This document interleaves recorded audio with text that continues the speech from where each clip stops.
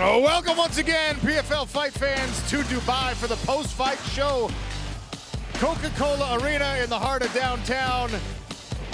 The glittering lights of this city cannot hold a candle to what we saw in here. Usman Nurmagomedov defending his lightweight championship. Ramazan Nurmagomedov claiming the welterweight championship in our co-main event. Incredible bouts all up and down the card. And we're lucky enough to join you for the post-fight show. Sean O'Connell, the outlaw Dan Hardy, and still lightweight champion Usman Nurmagomedov. He remains undefeated. Your dad gave you the belt back. That's nice of him to do for the post-fight show. I'll give him back. I'll give him back. Usman, first of all, congratulations. Another incredible performance. Did it go according to plan? Yes, everything going like we planned. Thanks for congrats. And alhamdulillah, I still champion. I will try to keep it this belt how I can with all my soul, you know. And this belt with me will be like until I will die. Somebody have to kill me inside the cage, or they don't have any other options to take this belt from me. Well, it's starting to look that way because another really complete performance, including in the striking, and that is where Alfie Davis is most dangerous. And you said before we came on the air here that, yeah, he was fast with the kicks, but so were you. It was a largely kicking battle on the feet. Were there any surprises in the stand-up for you? Yes, I was a little surprised. He was more fast than me, I think, with kick. But with arms, he doesn't have like some crazy like hard punches. But with kick, sometimes I even doesn't see how it's going, like how I missed this kick, you know. It was incredible, how you say, amazing. He's really tough guy. He's a really tough fighter, but brother, come to Dagestan for 2-3 years. We're gonna teach you. 2-3 years, Dagestan. And forget, really an incredible performance again. And we saw in the highlight there, that submission, we're not really even sure what to call it. You sneak the arm across the back of the neck and the pressure with your other arm under the bicep. I was like, it's like anaconda, yes, like but because of my shoulders was more than like upper than his shoulders, there was, I'm making like more pressure. Sure. And I feel how he's breathing. I tell him he's done. And then only I tell to ref, I said he's done because I feel. And he stopped it. And how you see, he was sleeping. He was asleep. Yeah. Wow. I've got to mention the takedown at the end that got the fight to the floor. I just mentioned it to you before the camera came down. What an incredible movement. You went in for one takedown and reversed to the other, chase to the back. Tell me what you said earlier. You got to keep moving, right? Yeah, you have to be like couple options. If you can't to take down directly, you can smooth, you can change the level, you can go up like and take him down from like from stand up, like how we was growing. It's like sambo, mixed sambo, judo, and like this is MMA. You have to prepare everywhere. And this camp, honestly, I was more prepared my wrestling with my wrestling new coach. He's like more my brother, not like coach, but with him, he's a very good person and very good coach. I know Dan already asked you about it in the post-fight interview, but you just mentioned it again, the brotherhood that you have in that fight camp and in that gym right now. And we saw all up and down the card, again, a very, very successful night for everyone associated with the Abdulmanap Nurmagomedov school. If you can, just explain for us how tight this bond is and how much better you make each other. All success from God, alhamdulillah, we always say this. And second, it's like, it's hard work. We always working so hard. Nobody in the world working like our team. That's why, like, success will come. One day it's gonna become if you will believe and if you will work hard.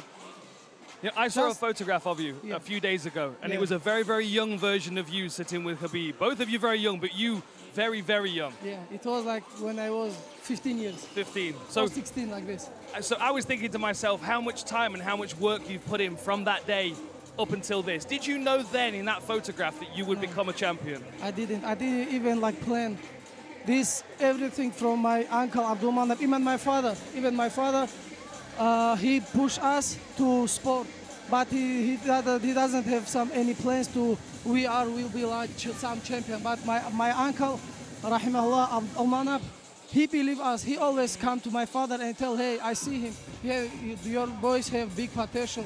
Be careful with them like this. And from that time we working, and alhamdulillah today, of course, Uncle Mana not with us, but his son, he keep doing his job with us.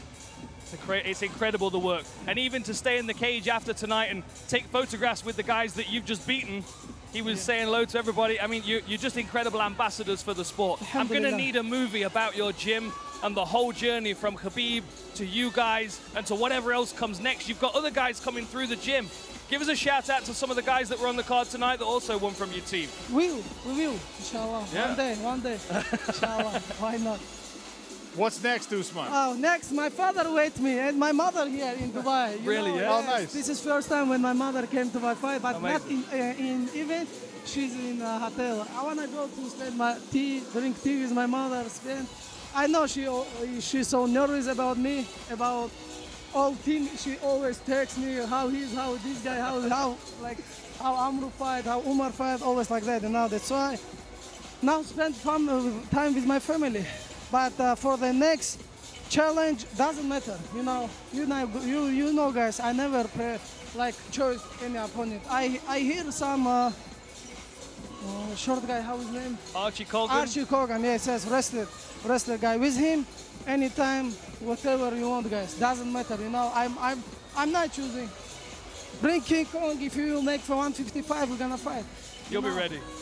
My mind like this. Doesn't matter with who. Well, he said for now he's got to fight with a burger and a Coke, maybe. Yes. You've earned it, my friend. Yes. Congratulations All day again. I was waiting this moment. Guys, thank you so much. Congratulations, champion. Have a Usman nice night. Nurmagomedov. And still, Alhamdulillah. PFL lightweight champion. Incredible. You're done. Enjoy. Go get some rest, some family time. We'll take a look at some highlights here from our welterweight co-main event. And not the same fight, but there were some similarities. Ramazan Nurmagomedov staying in the face and pressuring and taking away the movement of Shamil Musayev. This ended up being a 5-round decision. There was even a point deduction for an illegal knee thrown, but another very impressive performance from an undefeated Dagestani champion in Ramazan Nurmagomedov. Absolutely incredible. I mean, both fights were really, really high level, but the co-main event was so back and forth, especially with Shamil having to dig deep in those last couple of rounds and try and put the pressure on. I mean, him fighting out of this choke, this was the middle round, right? Third round, fighting out of a choke. I mean, 2 or 3 times I would have been unconscious, no doubt about it. The grit and determination, and even with the unfortunate knee like that, the respect between the two fighters was beautiful to behold. Now, I hope we see Nurmagomedov back. I think we do see him back, and I think you do as well. I'd love to see him in there against that Gene. But whatever comes next, what a great night we've had. But we say it all the time, fighters should not make decisions when they're emotional. And if you got a broken arm coming off a big win like that, a big adrenaline dump, that's not the time to make big decisions about your future. But Ramazan did mention he's been contemplating retirement. He's only 29 years of age. He has not had a ton of miles put on those tires. That was only his 14th pro fight. So hopefully we get to see him back. I know that Thad Gene wants a fight like that. I know that the PFL would love to see their champion come back and not have a vacated 170-pound title picture again, but just a really, really incredible night. And before we move on completely, I just want to mention something that Usman Nurmagomedov said. His mother is here in Dubai for the first time, and he expressed that his mom is always so concerned. It's a tough time in the world right now. Mothers are the same everywhere. All right, that's a mom that's concerned about her boy and concerned about her boy's friends that help him achieve his dream. And it was really comforting to hear that about someone who's from a world away and a totally different culture than a lot of the people watching expect. It brings it home. I mean, I remember my mum suffering through my fight, sometimes in the front row, hiding behind a flag because she didn't want to watch. It puts so much pressure on the family members, but I feel like the mothers take the punches along with their sons. And, none of us would be here if it wasn't for a mother. So shout out to all the mothers, and congratulations to Usman Nurmagomedov's mother. She has to be incredibly proud of what her sons achieved, both of her sons have achieved, and what an incredible family as well.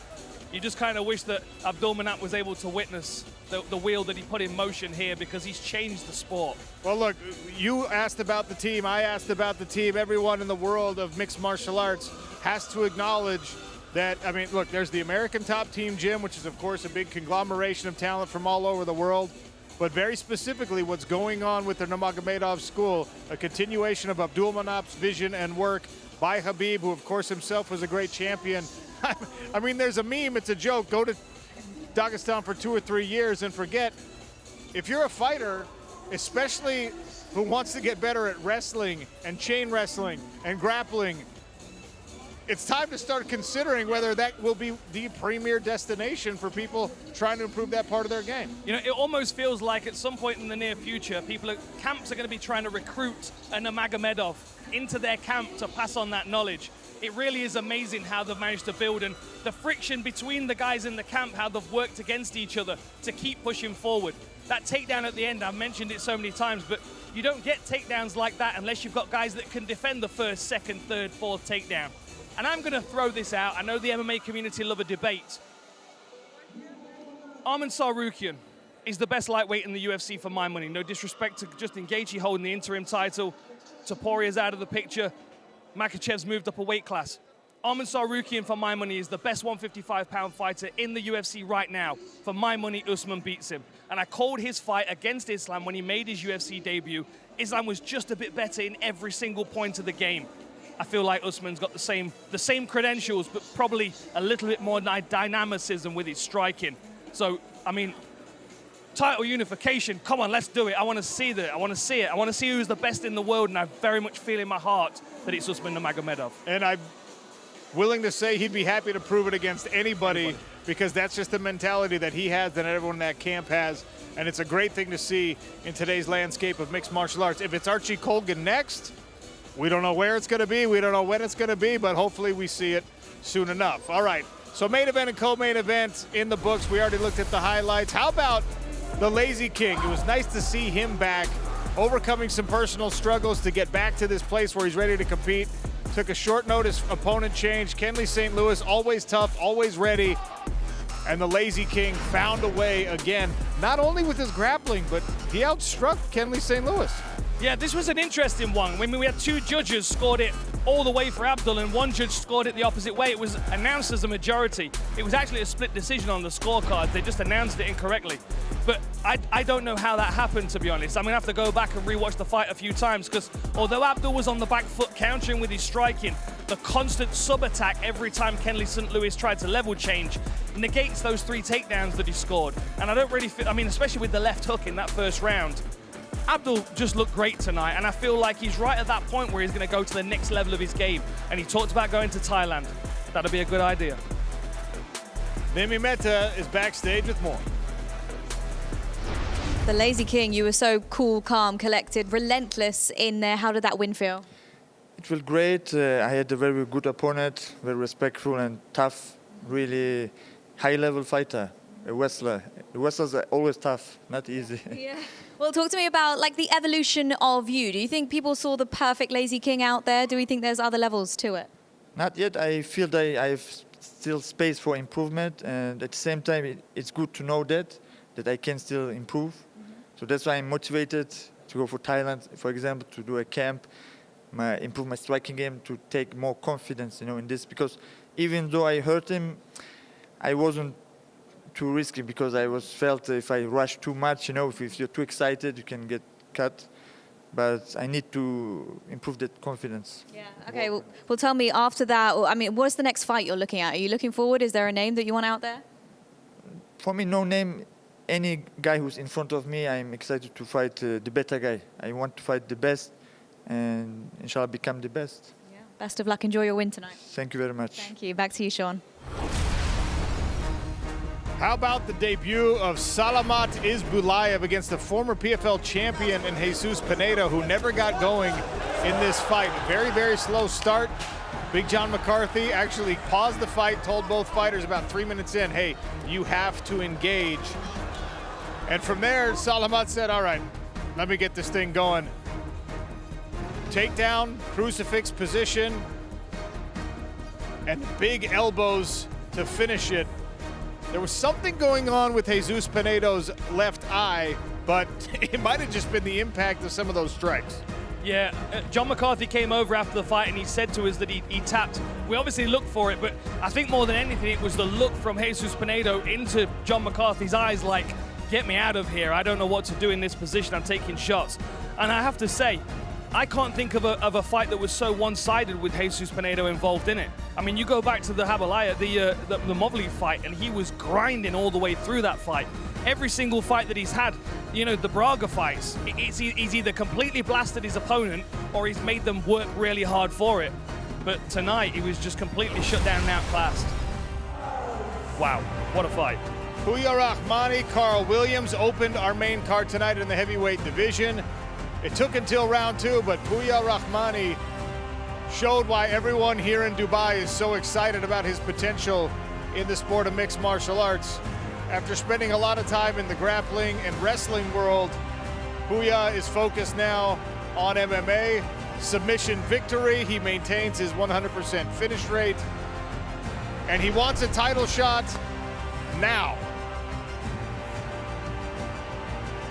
Puya also caught up with Nimi Mehta backstage. Puya, what a fight, what a reaction from the crowd here in Dubai. Did you feel that energy when you were in the cage? Of course, we fight just for them, you know. Without the energy, we cannot continue that much hard training, that much injury. So we need this energy, you know, to continue. Good respect between you and your opponent there at the end. I want to know what you're focusing on next. What are you looking for? What's your next fight? Next fight, they promised me title fight after I finish this guy. So next I go to smash this pretty boy. A pretty boy. Okay, the trash talk has already started. Just tell me lastly, I mean, the people love you here in Dubai, but a really nice nod to the people of your country in Iran, doing it for them as well. Of course. So I cannot talk about what I feel when I see that much love from people, from the fans, from the people of Iran, you know. That's crazy, you know. And I don't know how I can make them happy. How I can answer that much love, you know. I just try to win back to back to at least little bit make them happy and pay for what they give me, you know. Well, listen, the people love you. Enjoy your win here tonight. We'll see you at the next one. So much. Thank you so much. Thank you. Back to you, Sean. Thank you to Nimi and, of course, to Puya Rahmani. Wait a minute, that is not a nighttime scene in Dubai. That is Madrid, Spain, which is the next stop on our PFL 2026 World Tour. I am so excited to sit down in Spain for the first time with the PFL Smart Cage, a middleweight world title bout headlining that one. Friday, March 20th. The PFL debuts in Spain. The Spaniard Castelo Banstaines, coming off an epic upset, faces World Tournament winner England's Fabian Edwards. It's over. A rematch between champions for the PFL middleweight world title. Register for the pre-sale now at pfl.info/Madrid.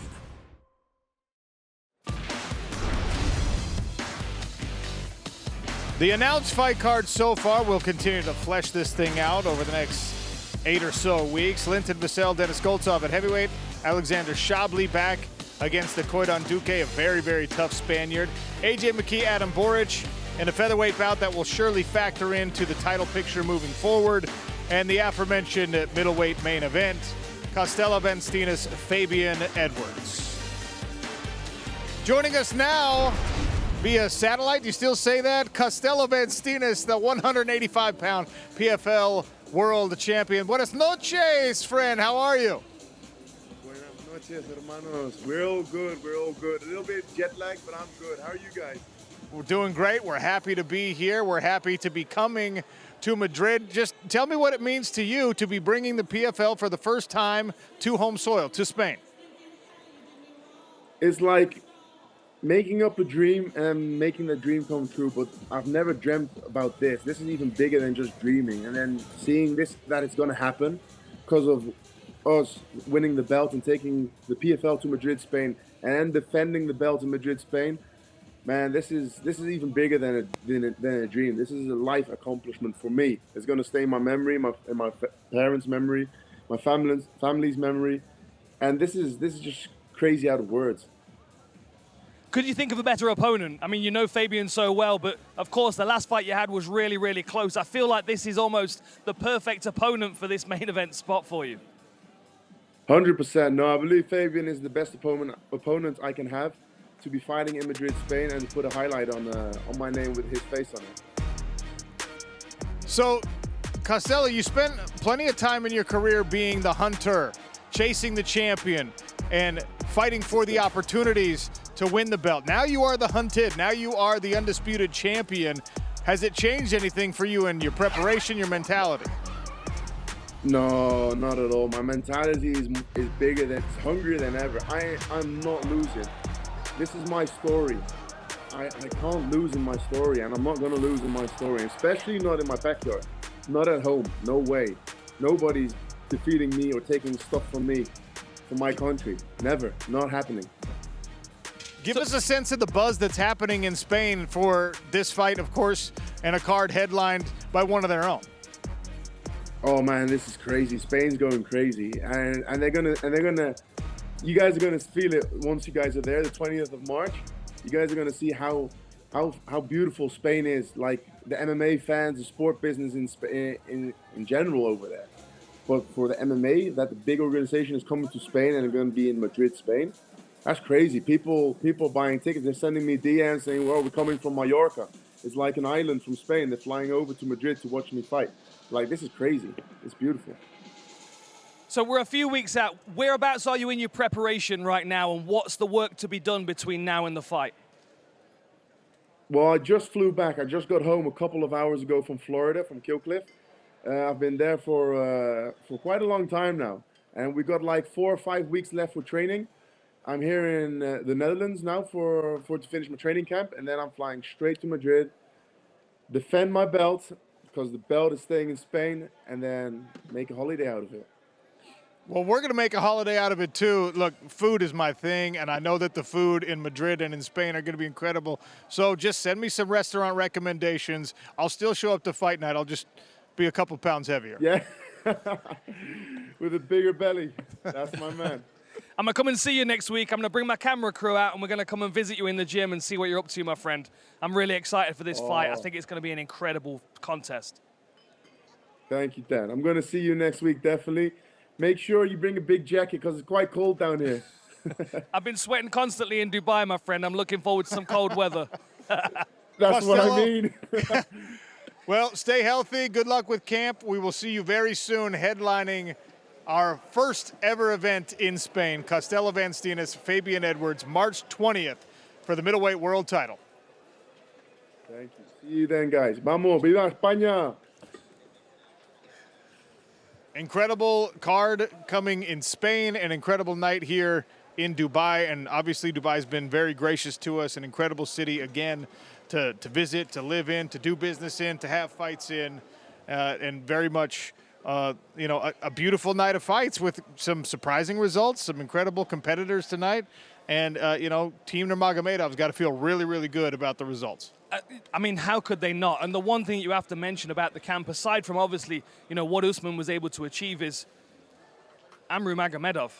I mean, 37 seconds, and then Khabib straight away he's the next guy. Like, that's an endorsement from, a higher level.